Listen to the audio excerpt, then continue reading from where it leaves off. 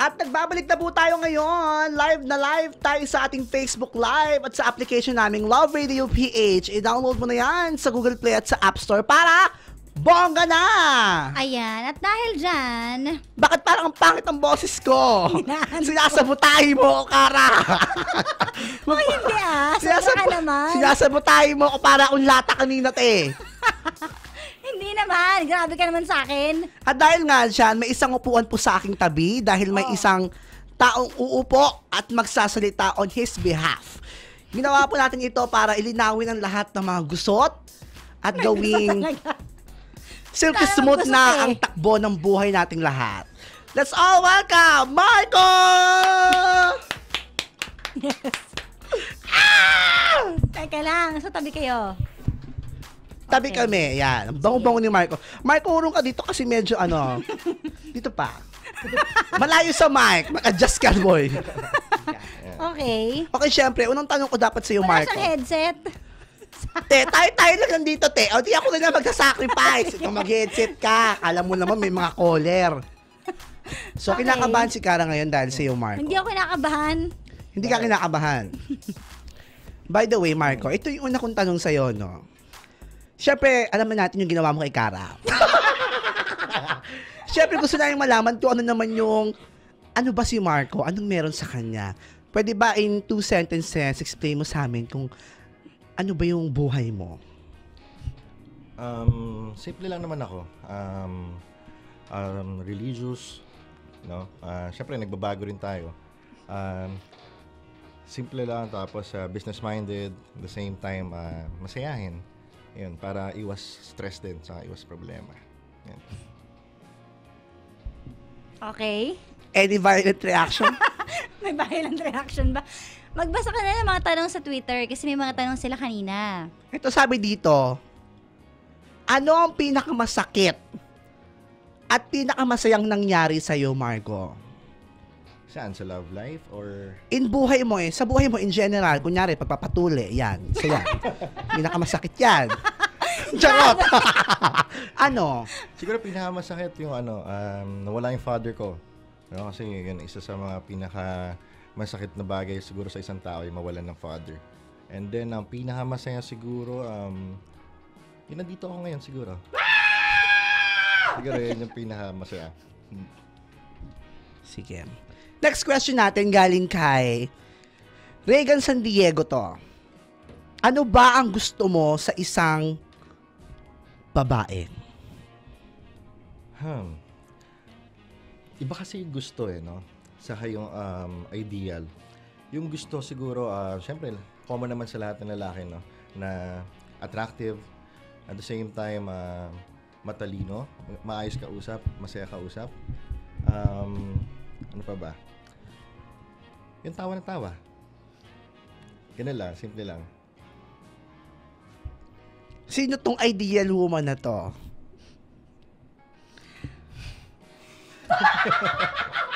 Speechless. Sino yan? Sino to? Yan, ideal woman yan. Alam na kung sino yan. Mahilig tumawa. Sino ba mahilig tumawa? Magaling kumanta.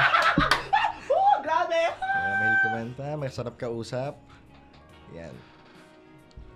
Ako ba yon? Mahilig ka tumawa, di ba? Masarap ka din kausap.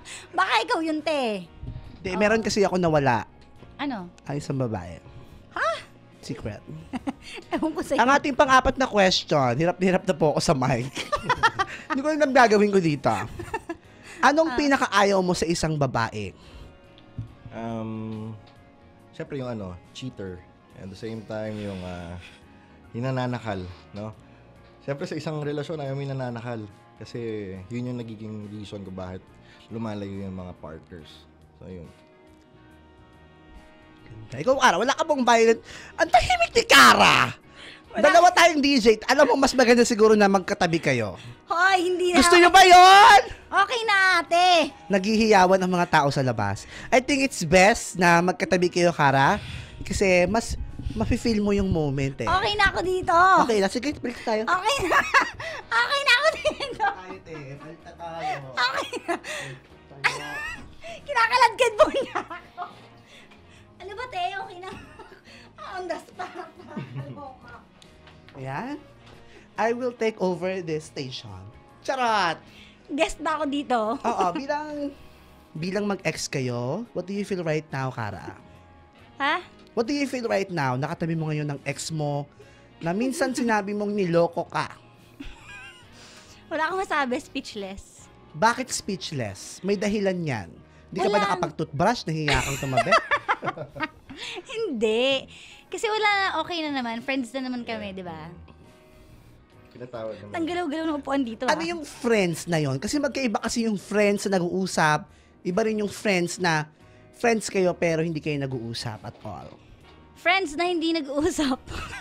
Pero Bakit? okay naman kami. Gaano Hindi. ka okay? Wala lang siguro ang chance kasi nga, wala. This Busy. is the chance. Oh, kasi busy siya, ganyan. Busy din naman ako. Chance, eto na kayong chance, te. Ano yung gusto mong sabihin kay Marco harap-harapan, face-to-face? Sabihin mo na ngayon. Ay, ganun talaga. Wala akong sasabihin. Wala naman akong sasabihin sa kanya. Good luck kasi masipag siya magtrabaho. Yan. Masipag magluto. Para Ano pa ka ba? plastic. Ganun talaga pag showbiz, di ba? Yan. Gusto ko We're yung friends, totoo we're lang. okay. Ganun. Yung totoo lang, te. Oo nga, wala akong gusto sabihin. Sana maging happy ka na ulit. Yeah. Di ba siya happy? I mean, yung magkaroon ng stable, Hindi ko alam na sabihin ko. Baka si Marco may sasabihin. Sure na lang, te. Kanina pa ako nagsasabi. Ano yung tunay na message, yung galing sa puso na gusto mong sabihin kay Kara? Well, siguro patawarin niya ako dun sa nangyari. No? I mean, mag-move on na dun sa mga bagay na yun. And at the same time, i-welcome yung bagong chapter na pwedeng mangyari or kung ano yung meron niya yan. No? Which is yung friendship namin, okay. And siguro, mag-start kami ulit dun sa friendship. Which is, yun naman talaga sa lahat ng relationship. So after this episode ngayong gabi, what will happen next? Shame ba lang yun? Si Karen. Ba't ako? Wala naman. Wala namang expectations, di ba? Wala namang something. Kaya paikot-ikot ang upuan ko. Ayun. Ano ba? Wala akong masasabi. Magtanong ka na lang magtanong sa kanya. Ano ba ginagawa mo ngayon? Ako na magtatanong. Ano ang pinagagawa mo ngayon sa buhay? Ayun, nagbe-business tapos sa real estate din. Nagluluto ng mga desserts. Ayun ang business ko kasi ngayon. Masarap siya magluto. Ayan. Ano rin ko nga, magbe-birthday si Lloyd. Oh well. Magbibigay ka ba? Susurpresahin ko siya kaso narinig na nga. Pero susurpresahin ko. Surpresahin nyo ako, September 22, Friday yan. Kailangan makita ko kayong lahat dito. Pag walang pumunta, walang papasok sa Monday nun. Grabe. Okay. Siyempre, gustong malaman ng mga taong bayat, mga kabisyo natin, Kara, no, na anong nafe-feel mo ngayon na kaharap mo na yung taong minsang sabi mo, nanloko sa'yo? Uy, grabe naman. Alam mo, pass naman na yon. At saka... Kahit yung- sabi mong paste, huwag kang plastic. May Wala na nararamdaman ka talaga. ngayon. Wala na talagang hard feelings. Tsaka bata pa kasi kami noon. So, understandable naman na kung magloko man o kung ano man magawang pagkakamali. Siyempre, tao lang. Hindi naman tayo santo, di ba? Para hindi magkamali. Yun. Any last words for Marco? Wala na akong masasabi sa kanya. Galingan na lang Ang yung sa plastic pagluluto. mo, te. Di ako Wala tutuwa ka sa'yo. kasi. Wala akong masasabi sa kanya. Sana maging happy na talaga siya. Yung magkaroon na siya ng relasyon na yung pangmatagalan, ganyan. Yung mahahanap niya na yung babaeng makakasama niya habang buhay, ganun. Sabi mo sa last episode, mahal mo pa. How Ako? true is that? Si Marco. Siyempre, hindi naman mawawala yun. First love nga, di ba? Never dies. So, First love, ito si Sarah. Hindi ako naniniwala! hindi nawawala yun. So, yung connection between me and Kara, andun na yun. So, hindi na siya mawawala. So, siguro yung feeling or yung love, iba lang siya compared dun sa relationship, no? So, parang friends na something like that, no? Yun yung level ng love na yun. Ang dami nagtatanong, Anong tanong? magkakaroon ba ng second chance?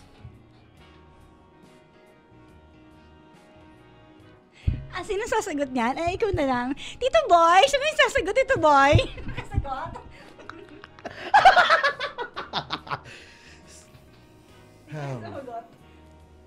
Siguro dapat hindi sa akin magaling yun eh. Pero, siyempre, we'll see. I'm sure, nag-open naman si Kara ng doors na para sa mga bagong possibilities. Pero, hindi ko alam. Syempre sa ngayon kasi, hindi pa ako ready. Kasi, ang aking puso ay sugatan. Ganyan. So, hindi pa ako ready sa mga relasyon. Gusto ko muna maging single. Gusto ko muna i-feel yung masaya, yung mag-focus sa trabaho, ganyan. Yun. So, ayun. Yun lang masasabi ko. Tito Boy.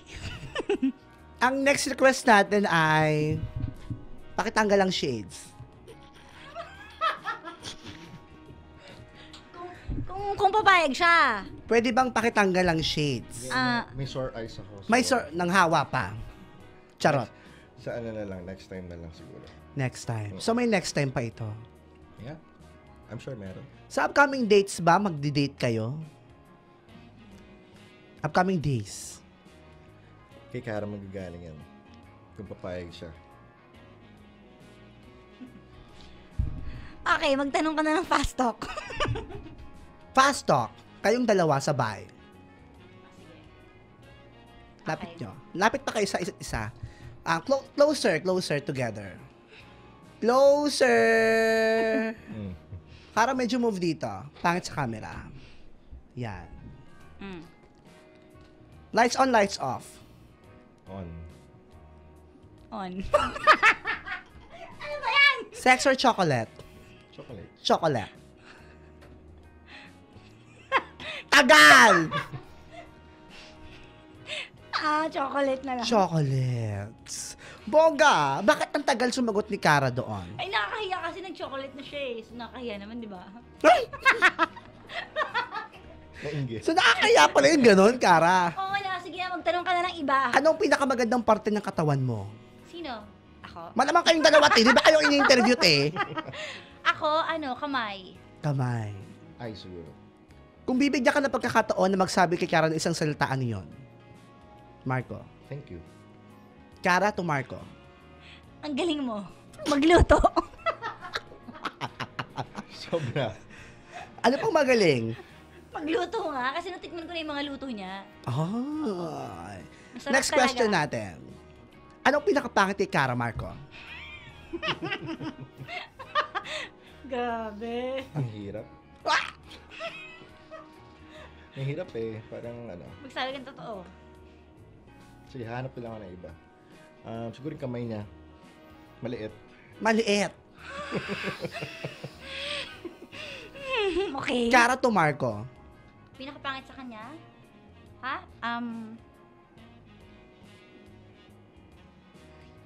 Tagal. Teka, nag-iisip Madami ako. ba?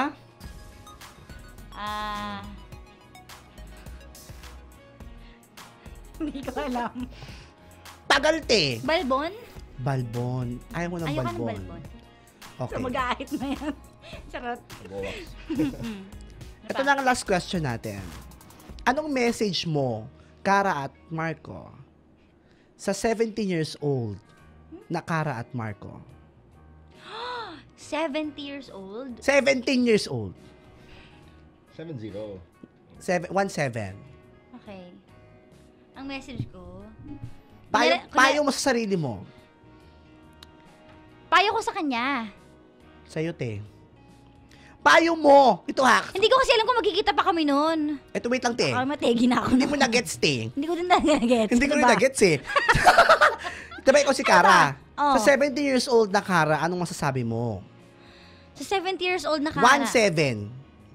17 years old. Ang masasabi ko, actually, wala na ako masyado masasabi. Sa 17 years old na Kara, nag-i-enjoy yung 17 years old na Kara. Gimmick ng gimmick, ganyan. Pero syempre yung Kara ngayon, yung more on mature na, yung mas iniisip na yung future, hindi na yung mga kung ano-ano mga bagay. Yun. Si Marco. Sa akin siguro ganun din. Kasi nung 17 ako, wala, laro lang. Basketball. Tapos, syempre, alam mo na kung ano kasama ng basketball. So, Ano? ha? Ano? Potok, Pag ganun. player ka. Charot. So, pag player ka, basketball player ka, marami ka nakikilala. So, yun. So chick boy. Hindi, lagi ka lang. Mahilig makipagkaibigan. So, Mahilig makipagkaibigan. Yeah. Okay. oo. Siguro isang ano, no, shake hands or hug. Isang shake hands mula kay Cara at Marco. Kasi pangit pag hug, masyadong... Sabi nila, kiss daw! Shake hands. Pigilan niyo ako. Ang dami nagre-request sa labas. Sabi, kiss! Cara, ano mo sabi Nagbabasa ka? ka ng mga comments. Nagbabasa ka eh. Ayan. Sino daw nakakaalam ng real name ni Marco? Wala ka! Okay lang ba sabihin o hindi? O secret? Wag na lang siguro muna. Wag na lang. Dahil dyan, that ends our conversation. Palit na tayo, Cara. Okay, kamukha daw siya ni Coco Martin. Ikaw, Salamat, it's time Marco, to say sa goodbye for pagdaan. now. Yan, salamat. Maraming salamat sa pagbisita, ha. Mamaya na lang yung TF. Charot! Sige. Totoo po yan, ha. Ay, nako. Ayan, huminga po ng Huminga ka ng malalim. malalim. Ang nakikita natin, huminga siya po ng malalim sa Nakita ko labas. Sabi nito, i-thunderbolt mo, Cara. Sabi nito, tanggalin po yung shades, baka daw duling. Nakakaloka. Yung totoo. Hindi ko kaya paglabas ni Marco ng studio natin. Biglang huminga ng Huminga ng malalim. Bongga yung paghinga. Oo. Ikaw ba, Cara, hindi ka na-tense? Nakaka-tense kasi parang weird ng feeling, 'di ba? Parang amon ko, hindi ko ma-explain. Ako na-tense ako, te. Ako din na-tense ako.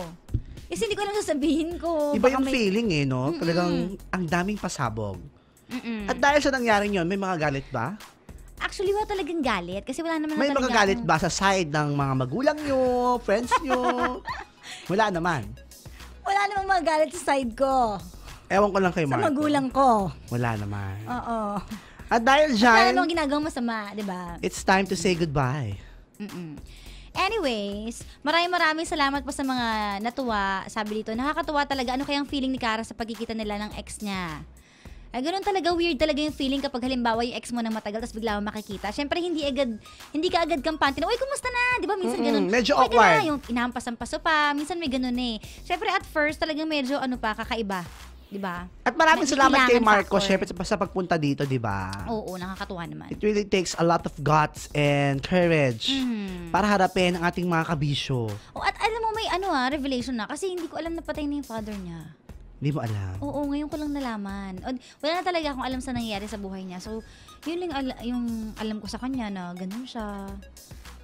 Meron pa palang something. May mga past pa pala siya na kaganapan sa buhay niya. At dahil dyan, At dahil dyan, ako magpapaalam na po kami. Maraming salamat sa lahat ng mga tumutok, mga nanood po sa amin sa Facebook Live. Kung gusto niyo pong mapanood din ang episode na ito, ayan, hanapin niyo lang po sa Facebook ng Love Radio Manila. Kim? at itang Number one SM radio station.